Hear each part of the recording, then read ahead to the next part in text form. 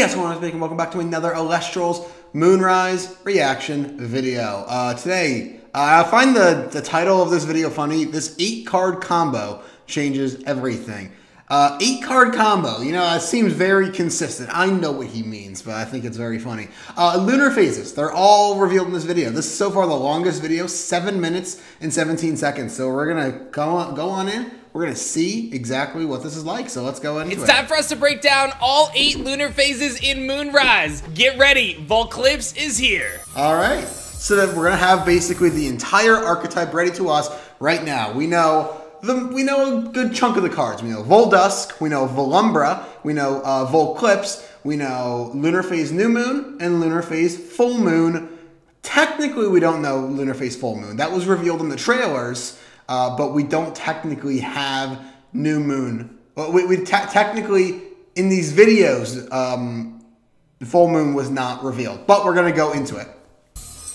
This is day 4 of us counting down Moonrise reveals every single day until pre-orders open on November 15th. And we've got some epic reveals for you guys today. If you missed yesterday, we revealed Voldusk, Volumbra, Volclipse, and Lunar Phase New Moon, a brand new deck type that you can build around with 8 different titled lunar phases that all have different functionality, and we're going to break that all down for you guys today. Just a quick recap. Voldusk allows you to draw or heal every time you play a lunar phase. Volumbra can special ascend out your Voldusk or turbo into Volclipse, and Volclipse can bounce an entire opponent's field back to their hand if you can return all 8 lunar phases from your underworld back to your deck. Now let's break down those lunar phases. One thing I want you guys... Good recap. Very straightforward to the point. He didn't recap Lunar Phase New Moon, which I'm going to quickly recap for you guys now. It's a 1-cost lunar invoke rune that allows you to target and suppress an Elestral. Actually, he's probably going to talk about it in this video, but I'm going to recap it anyway. Allows you to target and suppress an Elestral, and then you can also expend Lunar equal to the targeted Elestral's enchantment cost, and if you do, destroy the card. So it's basically another form of removal. Oh, by discarding a lunar phase to get that second effect off as well. So you have to expend additional lunars and discard a lunar phase in order to do that. So those are all the recaps from yesterday. Let's get into the remainder of the cards. What you guys to pay attention to is the artwork on this, as this set of lunar phases depicts an incredible storyline that I hope you guys will enjoy as much as we do. I think it's awesome. So let's talk about it. We've got Lunar Phase New Moon. We talked about yesterday, a brand new invoke rune that suppresses an Elestral, and that has the opportunity to actually destroy that Elestral if you can find a way to discard a lunar phase and pay a little bit more of a cost. Up next in our lunar phase cycle is Waxing Crescent, which is a counter rune with 2 lunar spirits. You can target a lunar enchanted Elestral and give it +1 attack until the end phase for each lunar phase in all underworlds. That means you can buff up your lunar enchanted Elestral for every single lunar phase in your underworld, your opponent's underworld. This gets incredibly powerful, especially if you're running the lunar phase deck, making your opponent very weary to attack into some of your lunar enchanted Elestrals. This is a card to watch out for. Waxing. This is just don't poke the bear, but for the lunar phase deck. It's a more costly version of it, but it has a chance to hit over more, because if you're not playing the mirror, for example, let's just double check. It says for each lunar phase in all underworlds. So that does not say with different titles. So if you have 3 Waxing Crescent, well, 2 Waxing Crescents plus the one that's about to get set, and like 3 New Moon, 3 Full Moon, that is a +8 attack. And the thing about that, this can be used during your turn or your opponent's turn. This card's crazy.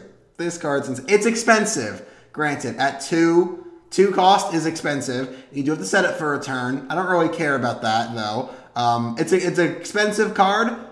I'll be honest, I think that's worth it. Absolutely, I think that's worth it. Very weary to attack into some of your lunar enchanted Elestrals. This is a card to watch out for. Waxing Crescent is insanely strong. Up next, I want to point out that if you get at the worst, at the actual, this will never happen. Absolutely not. But technically speaking, you can get into a position where that card can give you +47 attack. And the way you do that, since there's 8 lunar phases, and it's all underworlds, if your opponent has all 24 of their lunar phases in their underworld, and you have 23 in yours, because you can't have all 24 because you're activating it, that's +47 attack. That's insane. That's insane. Let's move on.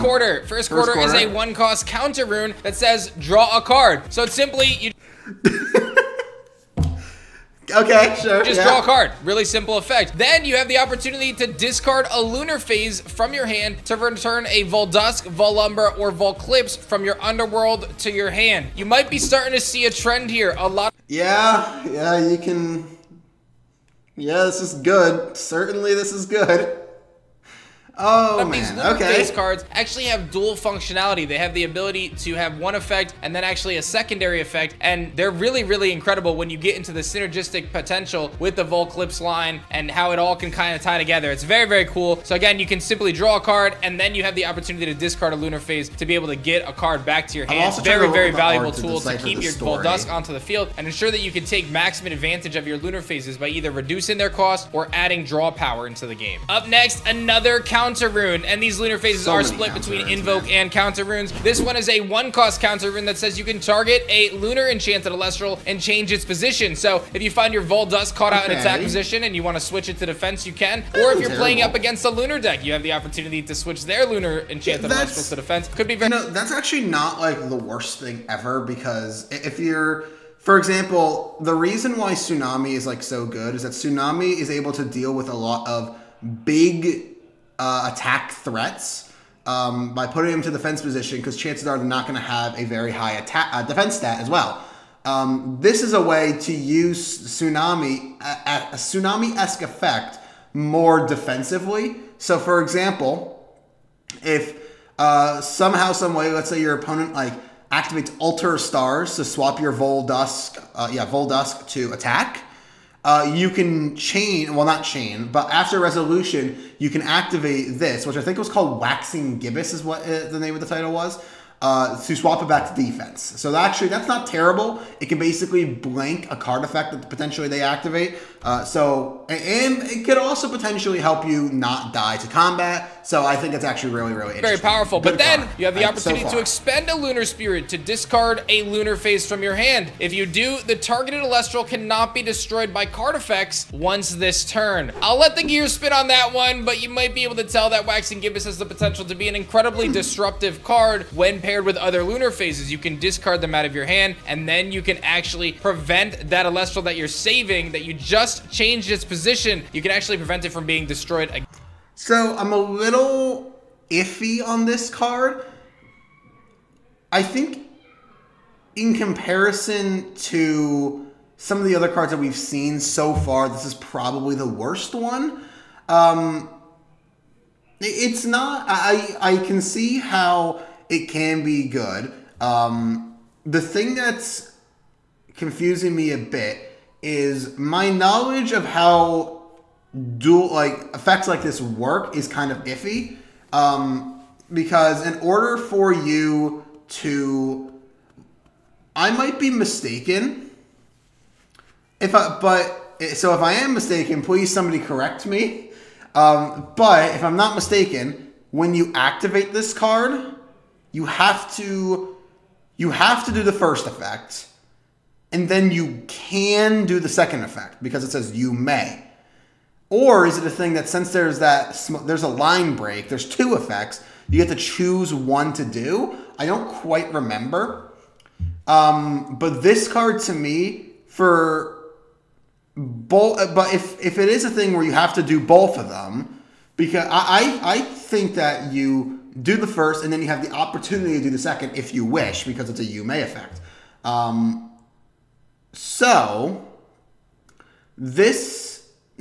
Yes, that is how it works. That is how it works, because it's target and enchanted Elestral, and the second effect specifically mentions the targeted Elestral, but I can't remember how it works in terms of chains. Are you able to activate this effect and put both effects on the chain? I don't remember. The chain in Elestrals I'm a little iffy on with my rulings, but if it's not the case where you activate the first effect, then after resolution of the first effect, you get to activate the second effect.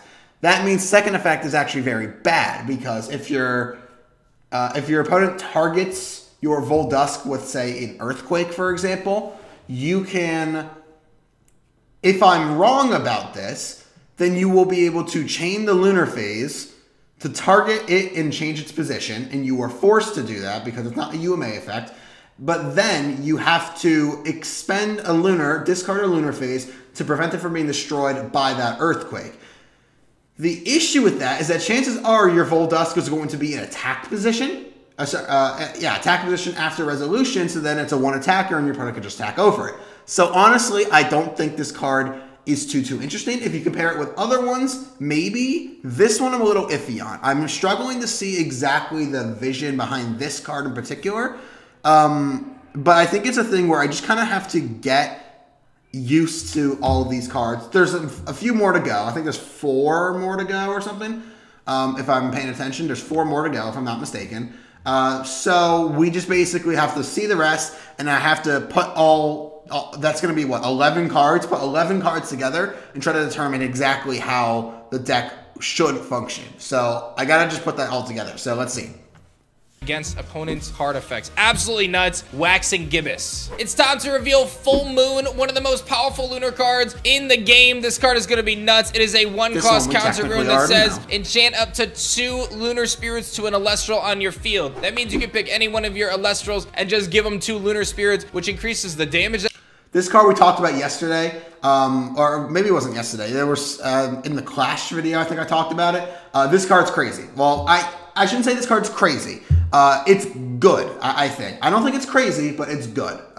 So I think this card is really good. It is going to be a holo rare, which is kind of weird to me.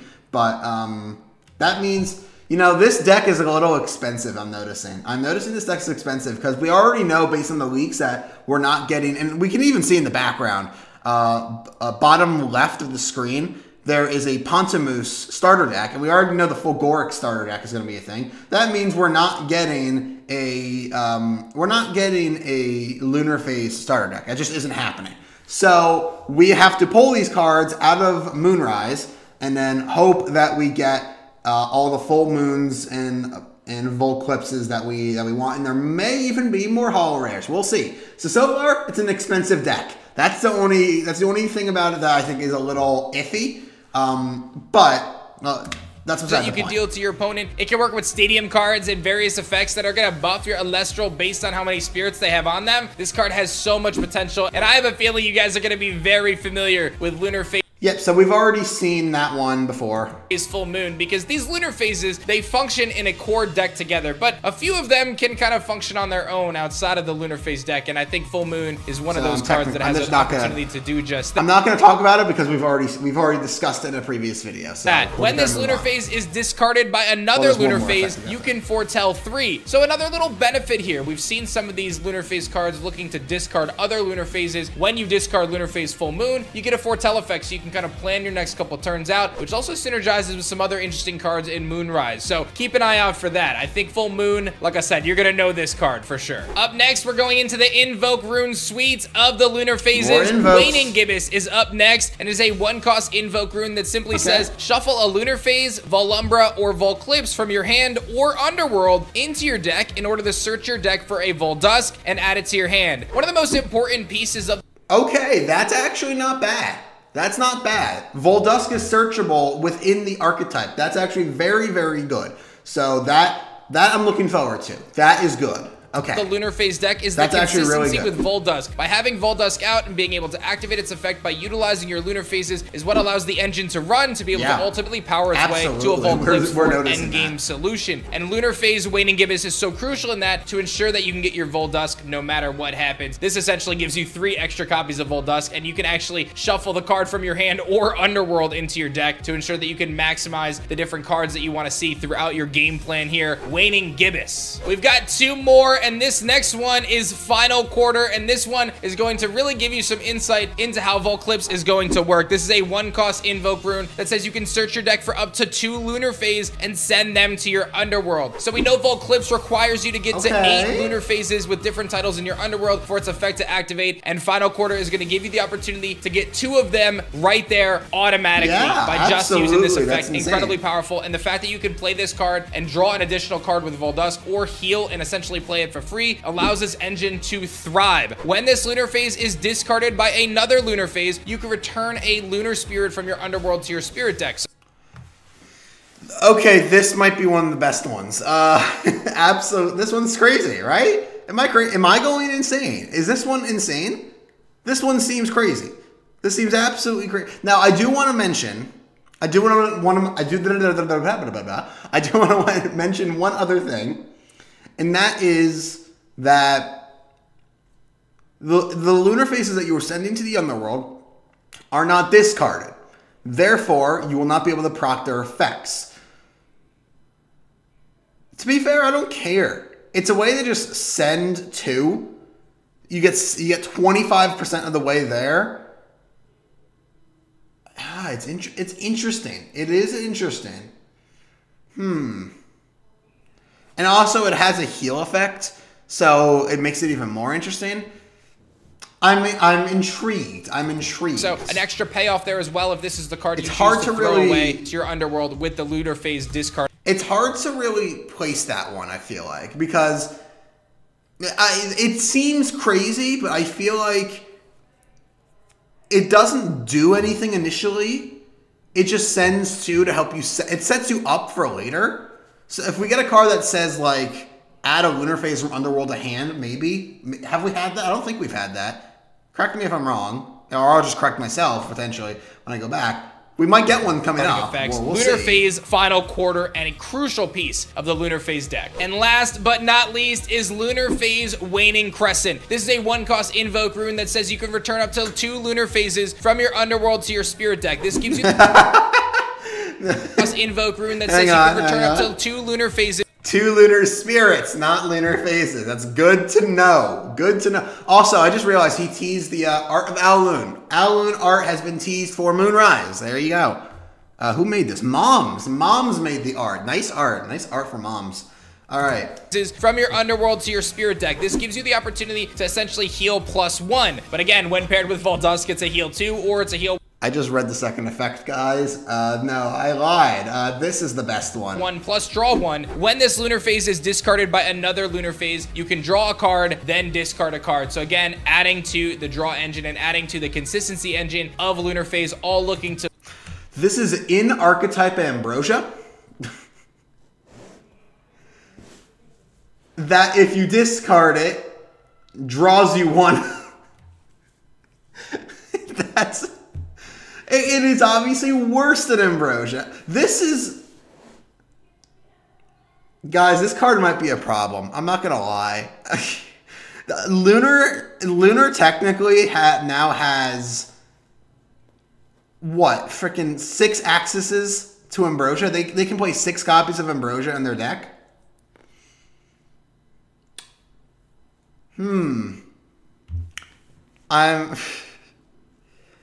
Because you don't have to... The thing about the first effect, you don't have to be playing the Lunar Phase deck. You can play this as the only Lunar Phase in your entire deck and have access to a slightly worse Ambrosia in Element.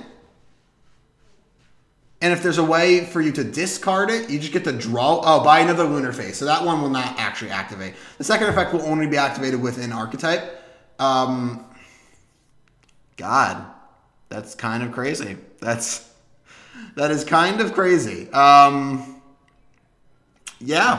To build up to that final payoff of getting your Vol Clips out, returning your opponent's field to their hand, and then being able to deal massive damage. As I mentioned, the Lunar Phases work best in tandem with Voldusk, Volumbra, and Vol Clips, but there's going to be plenty of strategies to explore throughout Moonrise that utilize various pieces of this engine to create... Oh, he's just teasing a full art to us. Come on, man. You can't be doing that. Is that full art Spectaris? That can't be Spectaris. That does not look like a Spectaris, no. A cohesive and awesome strategy. I really hope you guys are excited for the Lunar... Is that... Hang on real quick. Is that... I'm probably completely wrong, but is that the freaking Lunar Lith? No, that's definitely a 1 cost. You can barely see 2. Yeah, I think that's a 1 cost. To create a cohesive and awesome strategy. I really hope... We better get the Wind Lith. We need the Wind Lith in Moonrise. We need it, Dan. Give us the Wind Lith. Phases. We put a lot of work into this mechanic, and it's a big step forward for us as we explore building different things in the game. And I think a lot of you guys who are a little bit more technically savvy and really interested in kind of deep deck compositions, I think Lunar Phases are going to fit right in with you. A very strategic and complex deck to run. Lunar Phases looks to make a significant impact when Moonrise releases. Big shout outs to y'all who've been throwing down on the Elestrals Clash Kickstarter. You don't want to miss out on that. You can check all the links in the description below. And don't forget, if you're a backer to the Kickstarter, you actually get these reveals a day early. So stay tuned. Make sure you guys subscribe, get yourselves over on Kickstarter and back our Clash project. And I'll see you guys tomorrow for a... Okay, so I real quick want to talk about some of these. So, I might be wrong. Let's quickly go back to Waning Crescent. Waning Crescent says when it's discarded by another lunar phase. If I'm not mistaken, I'm going to read... There are a lot of cards, so I'm probably just... I might just be misremembering. I'll get back to the actual guys. There is only one card that discards a lunar... Well, no, that's a lie. That's a lie. No. New Moon discards it.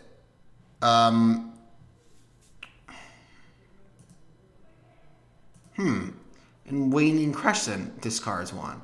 This would be an effect that is discarded by a lunar phase. Let's double check. Let's double check. So New Moon discards it. New Moon can discard it. You do not discard. Waxing Crescent does not discard. But this is basically Mirror Force. So the next one is First Quarter. Oh, well, this one also discards the lunar phase. Okay, so there's actually quite a bit that discard. I was thinking that only New Moon discarded, but no, it looks like they all discard. So draw a card, discard a lunar phase. Okay, yeah, and then does this one discard? The one that was iffy on, does it discard? It does discard. Okay, so a lot of these actually do discard. So the only issue realistically I have with this is that a lot of these... a lot of them, like New Moon, does not have an effect when it is discarded. This was Waxing Crescent does not have an effect when it is discarded. This one does not have an effect. First Quarter does not have an effect when it is discarded. What is this one? Wait, is it the same one? Oh, it's the same one. Okay, it just looked a little weird. Move on a bit. And counter runes. This one is a 1-cost counter. Waxing Gibbous does not have an effect because some of these do, some of them don't. I'm trying to just get like a good understanding. This entire archetype is difficult. It's very, very difficult to place because there's so many cards. It's hard to tell exactly how they all fit together. But Full Moon does have an effect. I will say I don't really care for this effect. I'd rather an effect that gives me something right away rather than just Foretell 3. It's not bad. Foretell for nothing isn't like bad. It does allow you to stack your deck, so that's not terrible. The next one, oh, that's the same one. Hang on. You do not. This one just, okay. Waning Gibbous is weird. This one's a little weird to me. Because it's kind of out of place in the archetype. It's a good card. It's definitely a card that will be a 3 of because it searches your Voldusk. The thing about this card that's incredibly weird, though, is that this card, not only does it not have an effect when it is discarded, it doesn't have an effect that discards. So... it shuffles a lunar phase. If this said discard a lunar phase, search Voldusk, this would be literally insane. It doesn't say that though. It's a shuffle a lunar phase Volumber of Volclipse into your deck and search your deck for a Voldusk. So this one doesn't synergize with the other lunar phases, but it is the searcher for Volt. To be fair, if it did synergize and it searched Voldusk, it might be too powerful. Maybe that's just a way for them to kind of counteract the power of it. If we move on a little bit further, the next one was Final Quarter. That does have an effect when it is discarded. It allows you to heal when you discard it. And then the last one does have an effect when you discard it. Is that correct? Yes. Okay. Okay. So what I'm noticing, there are 3 or was it 4? Was it 3 or 4? New Moon discards. New Moon discards. This one does not. Okay, so there's 3. You discard. Okay, so that's. I think I understand. This one as well doesn't synergize, but I think I understand. 3 of the lunar phases discard a lunar phase. 3 of them have an effect that activates when you discard it by a lunar phase. So that's the idea. That's sort of the synergy, and that's sort of what I was kind of looking for. Okay. This one's hard to place. This is very hard to place. I kind of feel like in order for me to properly place this, I have to like take it all in, try to build a deck around it, and go from there. As of right now, I think it's good because of just simply because of how good this card right here is. Where the frick is it? Not you, Volumbra. I don't hate you, but the real star of the show. 5 defense body that allows you to draw a card or heal a Lunar whenever you cast a Lunar Phase. And that can be activated twice a turn. Let me quickly double check one thing. So New Moon is a 1. Waxing Crescent. I don't know the phases of the moon on top of my head, so I'm just kind of trying to take this at heart. Is a 2 cost. First quarter is a 1 cost. Next one is a 1 cost. Then we have a 1 cost. Then we have a 1 cost, a 1 cost, a 1 cost, a 1 cost. This is the only 2 cost. This is the only 2 cost Lunar Phase. Every other Lunar Phase is 1 cost. So the way that I'm trying to determine whether or not this is good or not, how effective is it in terms of spirit efficiency? And obviously with all these cards that you're wanting to activate super, super fast, it doesn't seem very spirit efficient. There are ways in archetype to heal yourself though. Obviously we saw, what card was it? This one? Was it this one? No, which one was it? God, there's so many. There's so many of them. This one right here. Right here. Come on, give us the full picture of it. Give us the full picture. Oh, you're not going to give us the full picture, are you? You're not going to give us the full picture. No, there's no full picture. Is the full picture? No. Okay. We're getting screwed over. Or is this it? This is it. The final quarter. Final quarter heals you 1 when it's discarded. We obviously saw the in archetype Ambrosia. And there was another one that had an effect that healed you for 1. Oh, it was Voldusk. Voldusk was the one. Voldusk heals you for 1 whenever you cast a Lunar Phase. So you are healing a ton, and you're obviously going to be playing actual Ambrosia, so you're going to have even more consistency in terms of spirit efficiency. So it seems pretty spirit efficient. There's a lot going on. It seems pretty consistent. Realistically, the way this is going to be good is how effective. The way this is going to be good. How effective is it to get all 8 in the Underworld? Is it good? Is it effective? Can you do that consistently, or is that something you're going to pull off 1 in every 5 games, or 5, 10 games, something like that? Is it consistent enough? And even if it's not consistent enough, are you able to put on enough pressure with some of the other cards you might be playing in Lunar or other elements besides Lunar in order to facilitate a strategy that allows you to use the Lunar Phases to put pressure on your opponent and then go for a big push with a lot of your guys? Maybe, maybe not. It's difficult to tell. The one thing I'm noticing, there's a lack of protection in this archetype. We already know Volclipse has no protection. None of the Elestrals in this archetype have any protection. The only card that offers protection is this one right here. This is the only card that offers protection. To be fair, this isn't a bad card by any means. I think I was mistaken when I was talking about this card initially. I think this is something that you can just activate to blank a removal spell. I think it is at the cost of expending an additional. At the cost of 2 Lunar, you can discard a Lunar Phase and prevent your Elestral from being destroyed by card effects. I think that's basically how it works. So, but there's no battle protection either. So if they are in a position where they are successful in being able to change your Voldusk to attack position, you're kind of left vulnerable. I think Alter, maybe not Alter so much. Alter maybe might be, maybe not. I'm not entirely certain. I think Tsunami specifically, that was going to be a great card in this archetype. Just the ability to swap your Voldusk back to defense position is very, very powerful. Again, I still don't really have a good grasp. I'm gonna hopefully I'm gonna try to get back to you guys tomorrow as to whether or not I think this is good or bad or fine. I can't tell, so I'm gonna try to think about it, and I'm gonna try to potentially build a deck around these cards, and I'll get back to you guys tomorrow to give my honest opinions on them. This was probably a very long video. I don't have the length pulled up in front of me right now, but there are a lot of cards to get through, a lot of synergies to get through. Guys, that's going to do it for this video. Really hope you did enjoy. If you did, make sure you slap the like button and subscribe for more. Hope to see all you guys in the next video. Goodbye.